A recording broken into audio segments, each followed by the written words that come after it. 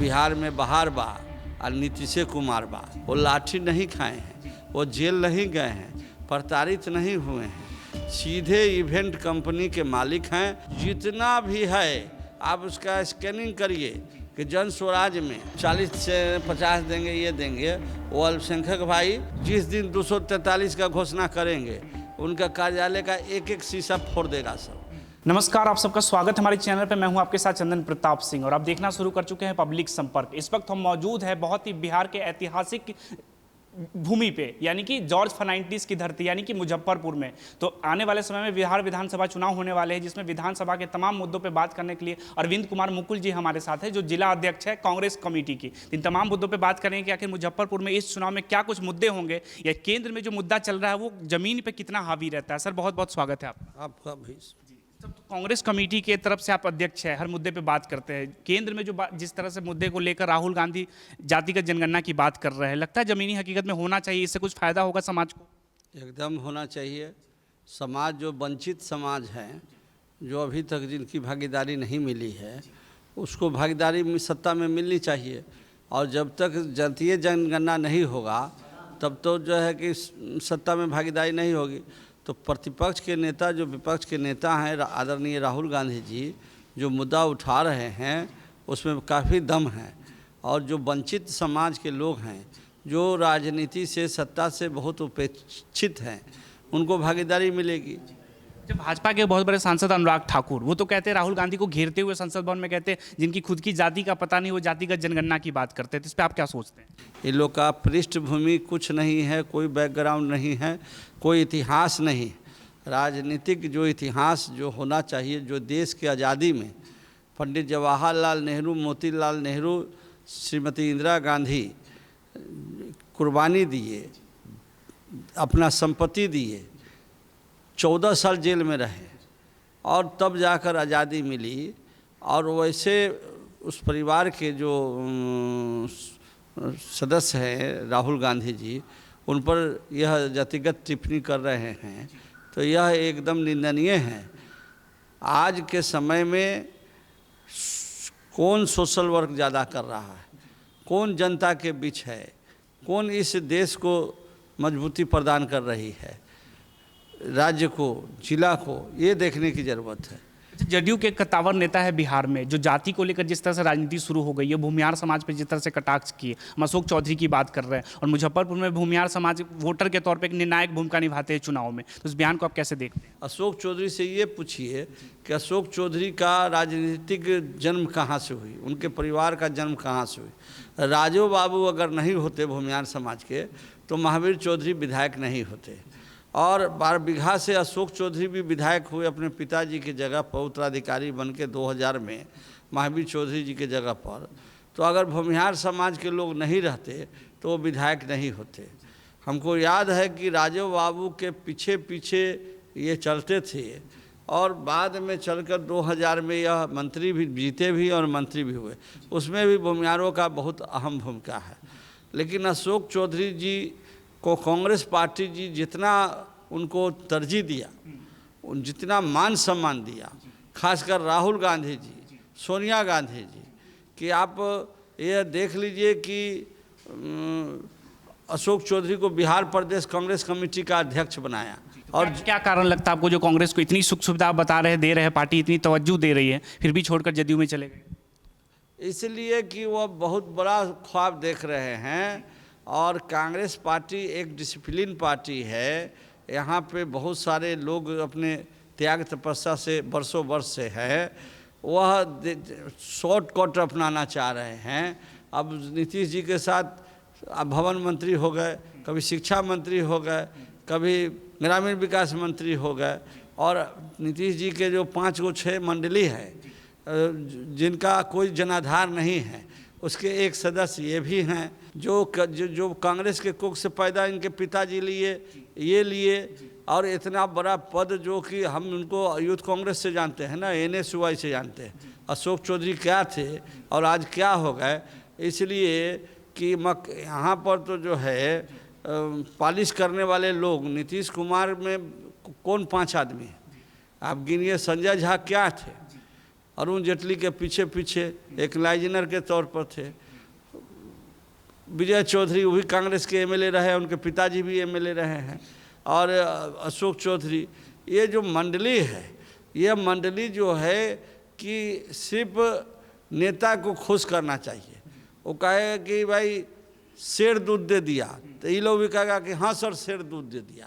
अब आपको पार्टी अध्यक्ष बनाए और आप पार्टी छोड़ के दूसरे पार्टी में चल जाते हैं, तो ये अच्छी बात नहीं है। और चौधरी एक जाति विशेष को टारगेट करना ये भी अच्छी बात नहीं है। भूमिहार समाज एक खुशबू है, वह भूमिहार समाज सभी जाति को मिला जुला के। आप श्री बाबू बैजनाथ धाम में दलितों को प्रवेश पर रोक था, श्री बाबू अपने कंधा पर बैठा के जो है कि दलित को जल चढ़ाने का काम किए। तो यह सब चीज़ जो है कहने की बात और करने की बात बहुत सारा है, उन पर बहुत सारे आरोप है।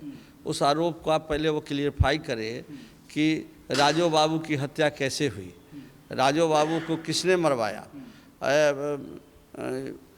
उसमें जो है किसका योगदान है। काशी यादव राष्ट्रीय जनता दल के जो अध्यक्ष है, इसकी हत्या किसने कराई। बहुत सारे चीज़ है, आप मुंह नहीं खुलवाइए। और हमारे मित्र भाई भी रहे हैं पार्टी में और प्रदेश अध्यक्ष भी रहे, उनके साथ हम सेक्रेटरी और NSY में हम दोनों उपाध्यक्ष भी थे, वो भी उपाध्यक्ष थे, हम भी उपाध्यक्ष थे।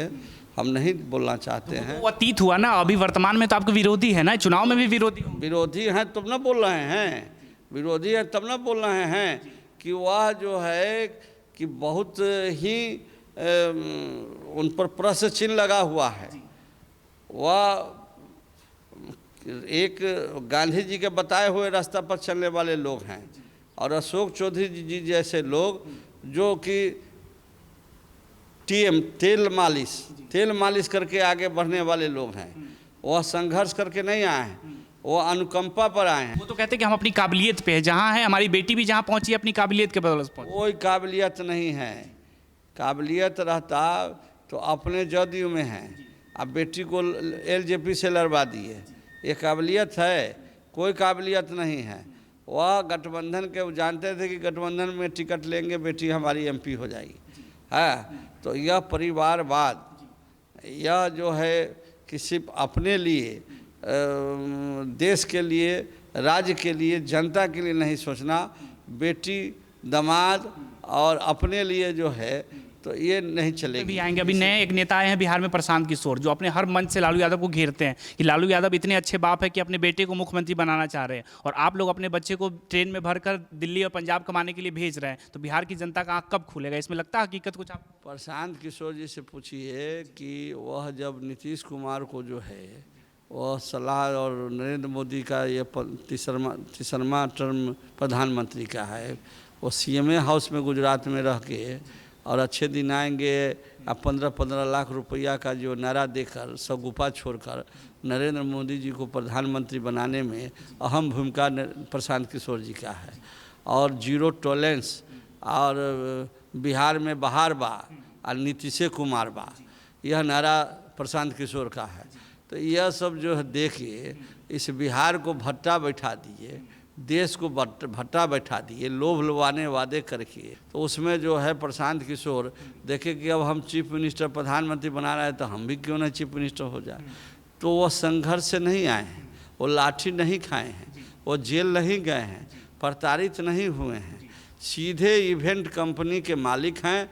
और वह अपने आप को शो कर रहे हैं कि खरबों खरब का हम मालिक हैं। हमने रेड्डी को मुख्यमंत्री बनाया, हम ममता बनर्जी को मुख्यमंत्री बनाया, हम नरेंद्र मोदी को प्रधानमंत्री बनाया, हम नीतीश कुमार को जो है मुख्यमंत्री बनाया। और यह कहकर बिहार की जनता को और यहाँ के जो भी हमारे सामाजिक व्यक्ति है उसके तरफ जो है दौड़ रहे हैं कि प्रशांत किशोर 5 करोड़ रुपया देगा, विधानसभा में टिकट देगा, इसीलिए दौड़ रहा है। जिस दिन 243 का घोषणा करेंगे, उनका कार्यालय का एक एक शीशा फोड़ देगा सब। जो हाल आनंद मोहन जी का बिहार पीपुल्स पार्टी का हुआ था 95 में, उससे बदतर स्थिति रहेगी प्रशांत किशोर का जनसुराज का। आप पूछिए उनसे कि कौन सा स्ट्रगलर को आप जन स्वराज में ज्वाइन करा रहे हैं। वो कह रहे हैं कि हम पिछड़ों को मौका दे रहे हैं मंच कौन पे। सा पिछड़ा, कौन दलित, कौन अल्पसंख्यक, कौन स्वर्ण, जितना भी है आप उसका स्कैनिंग करिए कि जन स्वराज में कुछ अच्छे लोग गए हैं। ये नहीं हम करें कि सब जन स्वराज में जो है, लेकिन एगो भेड़िया दसान एक माहौल बनाकर एगो लोभ देकर कि प्रशांत किशोर 5 करोड़ देगा, 10 करोड़ देगा एगो विधानसभा में, अब मारा मारी करवा रहे हैं। जिस दिन 243 का घोषणा करेंगे टिकट का, उनका एको को बाल नहीं बचेगा। और चिकरते हैं वो कि भाई फन्ना और चिन्ना, अरे वो संघर्ष करके आया हुआ है लालू यादव। लालू यादव संघर्ष करके गरीब का बेटा, असली चाय तो लालू यादव बेचे कि एगो फूफी वाला डंटी लेकर और चाय लेकर जो है वो जाते थे। अपना भाई मुकुंद राय जो चपरासी थे और जाके चाय बेचते थे, 5 पैसा लेके वसूल के आके गला में रखते। वो हर मंच से लालू यादव को तो नहीं घेरते, उनके बेटे को घेरते कि उनके बेटे में ऐसा क्या काबिलियत है जो बिहार पे वो। बेटा में टैलेंट है, और टैलेंट नहीं रहता तो बेटे के नेतृत्व में न चुनाव हुआ जो आज 70 से ज़्यादा सीट जीता। आज जो है कि सबसे बड़ी पार्टी के रूप में बिहार में तेजस्वी यादव है। भले ही नीतीश कुमार को उन्होंने चीफ मिनिस्टर बना दिया, लेकिन नीतीश जी का सीट कम था। और महागठबंधन की जो सरकार बनी नीतीश जी के नेतृत्व में, सबसे बड़ी पार्टी कौन थी? राष्ट्रीय जनता दल, आरजेडी थी। और उसमें नीतीश तेजस्वी यादव के नेतृत्व में 2020 में चुनाव हुई और उसमें जनता वोट दिया। वो तो थोड़ा सा बेईमानी कर गया लोग, बहुत सारे सीट को जानबूझकर हरा दिया। यहीं सकरा में 500 वोट से हरवा दिया, जो कि सकरा एकदम जीता हुआ था। कई जगह जो है कि प्रशासनिक पावर दिखाकर यूज कर कर उसको हराए और सरकार बनाए, जबरदस्ती सरकार बनाए। अच्छा, अभी मुसलमानों को एक मंच पर लेकर आए, बोले अल्पसंख्यकों को हम वो हक देंगे जो कांग्रेस और आरजेडी बिहार में नहीं दे पाई। अगर आरजेडी और कांग्रेस में दम है तो 40 मुसलमानों को बिहार विधानसभा में टिकट देकर दिखाए। खुला चैलेंज कर रहे हैं मंच। कांग्रेस क्यों ये सब बात कहेगी? फालतू का बात है।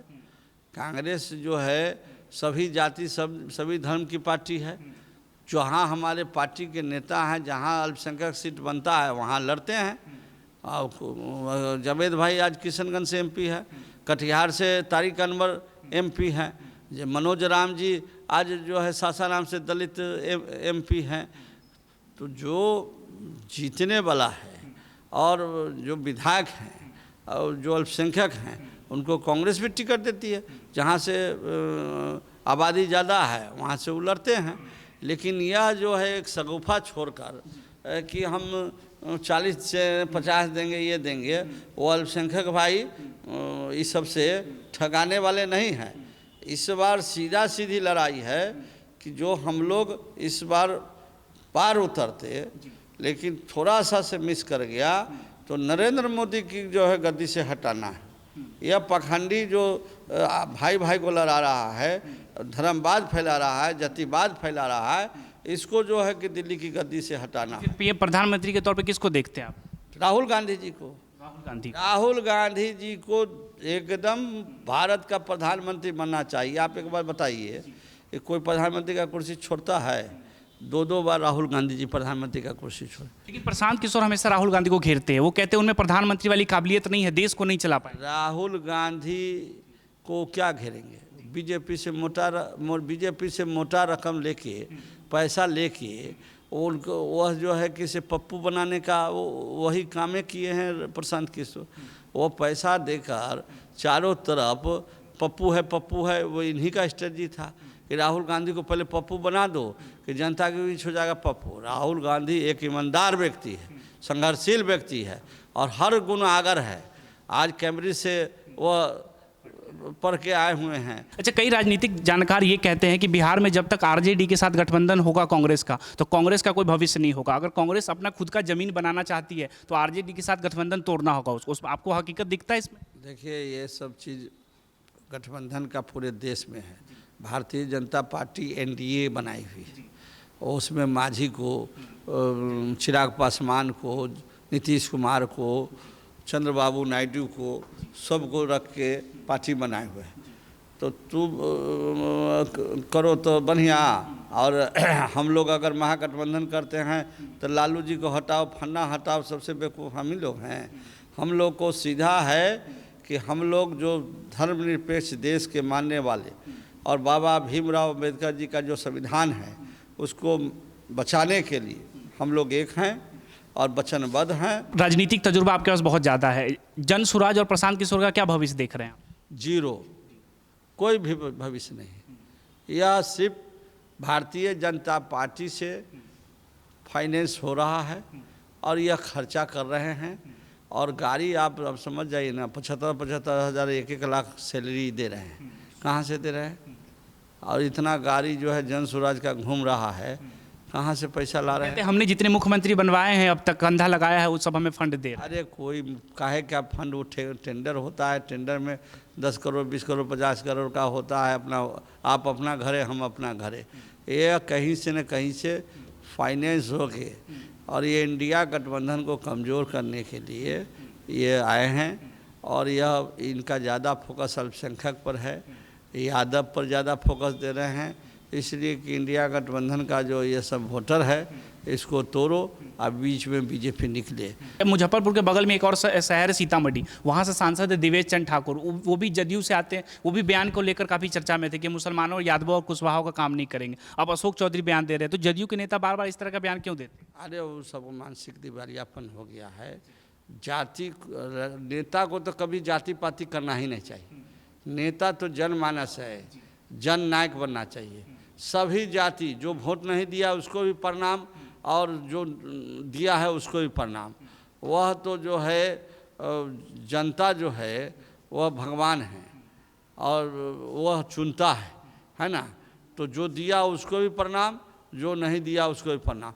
ये तो राजतंत्र की बात करते हैं। तो आप सुन रहे थे अरविंद जी को, जो पक्ष रख रहे थे कांग्रेस की तरफ से। आप बिहार विधानसभा चुनाव को लेकर आप क्या सोचते हैं? और प्रशांत किशोर जो बार बार कांग्रेस को और आरजेडी को घेरते हैं हर मंच से, इन तमाम मुद्दों पे आप क्या सोचते हैं? आप अपनी राय में ज़रूर बताएं। धन्यवाद।